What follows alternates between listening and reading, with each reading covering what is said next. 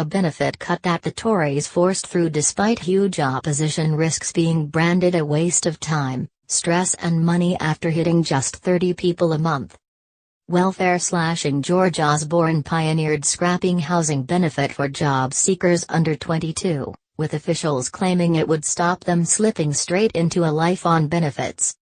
By the time it came to implementing in April, Theresa May was in Downing Street.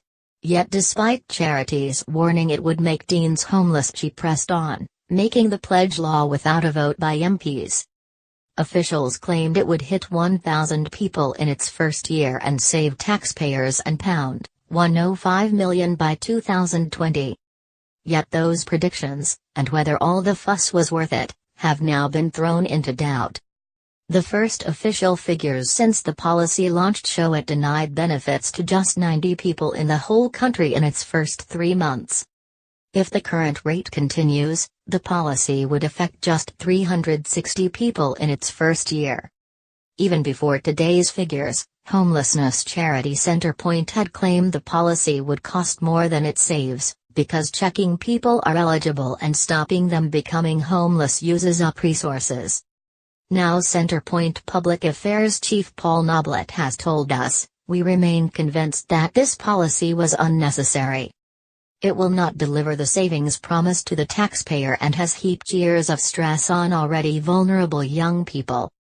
The number of 18 to 21-year-olds who've been denied benefits, just 4% who applied, is so low because ministers drew up a huge list of exceptions to the cut to head off criticism from charities, campaigners and labor. Half of the 2,000 youngsters awarded housing costs under an exemption in the first 3 months had dependent children, 29% were couples and 26% were working more than 16 hours a week.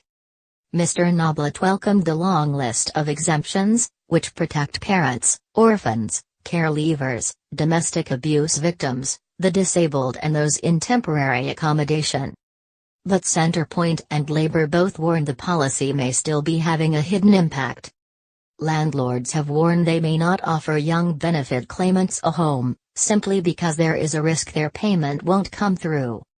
Mr. Noblett said, "There is still a real danger that this policy could have a chilling effect on young people's ability to secure a tenancy of their own. We hope that these figures will greatly reassure landlords that young people are entitled to receive housing benefit and should be considered in the same way as any other prospective tenant." Shadow Work and Pensions Secretary Debbie Abraham said, "With only 4% of those who applied for housing support being refused, it's doubtful that the government will save the money they promised." She added, "These figures raise more questions than they answer. We do not know how many young people have been dissuaded from applying that would be entitled to support, the numbers on the edge of care whom the government refused to exempt, or the effect on landlords. The payments are actually housing costs under the new system Universal Credit, but they are widely referred to as housing benefit.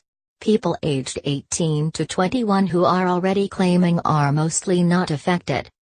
A Department for Work and Pensions, DWP, spokeswoman said it was too early to tell if the policy would give value for money, but said, "This is not just a cost-saving policy. It's about making sure that people in the benefit system face the same choices as those in work."